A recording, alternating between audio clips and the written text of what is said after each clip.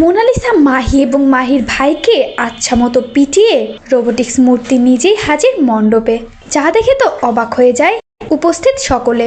Compass ধারাবাহিকে দেখা যায় সকালে ঘুম থেকে উঠেই বিহান দেখতে পায় কম্পাসের সম্পূর্ণ কাজ রেডি এবং কম্পাসের বুদ্ধির প্রশংসা করতেও ভোলে না বিহান, কেননা কম্পাস এক অসাধারণ মূর্তি বানিয়েছে। এরকম মূর্তি হয়তো আজ অব্দি কেউ বানায়নি। এরপরে কম্পাস আর বিহান মিলে সবটা ঠিকঠাক করে ওখান থেকে বেরিয়ে পড়ে বাড়ির উদ্দেশ্যে।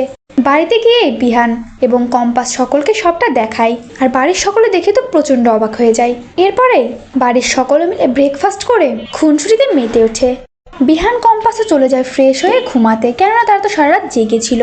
অন্যদিকে দেখা যায় মোনালিসাদের বাড়িতে মোনালিসার দাদু অভিজ্ঞান দত্ত মোনালিসার বাবাকে মোনালিসার মাকে ডিভোর্স দেওয়ার জন্য ফোর্স করতে থাকে। যে কোনো মূল্যে সৃষ্টিকে তার ডিভোর্স দিতেই হবে। মোনালিসাকেও সে কনভিন্স করে ফেলে নানা রকম কথা শুনে। সৃষ্টি তো একদম পুরো কান্নায় ভেঙে পড়ে।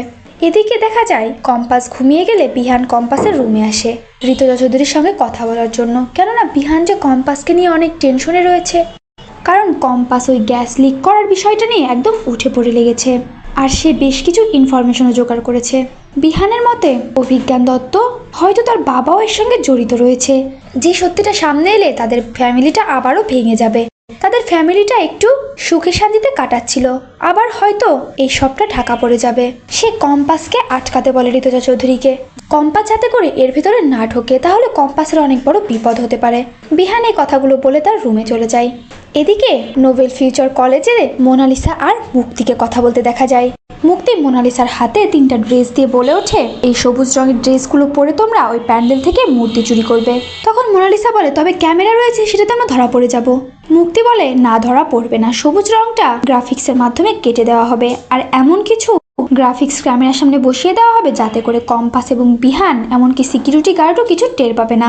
মুক্তির প্ল্যান অনুযায়ী মাহির ভাই এবং মোনালিসা মিলে ওই মূর্তিটা চুরি করে সেখান থেকে কেটে পড়ে। গভীর রাতে তারা মূর্তিটা চুরি করে নিয়ে একটা গোপন ডেরায় চলে যায়, আর সেখানে গিয়ে মূর্তিটা রেখে দেয়। আর 3জন মিলে হাসি উল্লাসে মেতে ওঠে যে কম্পাসের নাক তো এবার কাটা যাবেই।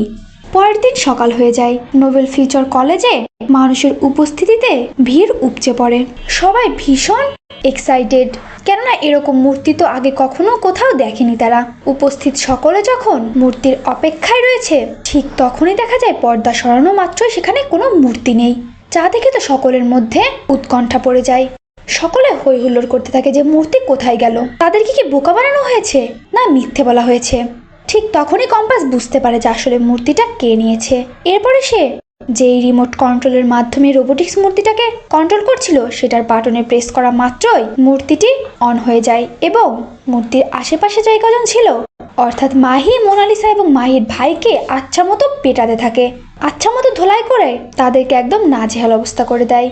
মোনালিসারাও ভয়ে সেখান থেকে পালিয়ে যায়, আর মূর্তিটাও নিজে নিজেই চলতে থাকে। আর একটা সময় দেখা যায় সে নোবেল ফিউচার কলেজে একদম মণ্ডপে এসে হাজির হয়, যা দেখে তো দর্শকরা ভীষণ খুশি হয়ে যায় এবং সকলে হাততালি দিতে থাকে আর কম্পাসের প্রশংসা করতে থাকে।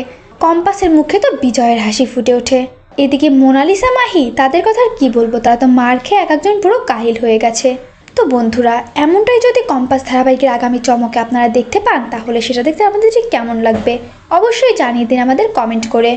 কম্পাস ধারাবাহিকের আগামী সকল পর্বের আপডেট সকলের আগে পেতে হলে অবশ্যই আমাদের চ্যানেলটিতে সাবস্ক্রাইব করতে একদমই ভুলবেন না।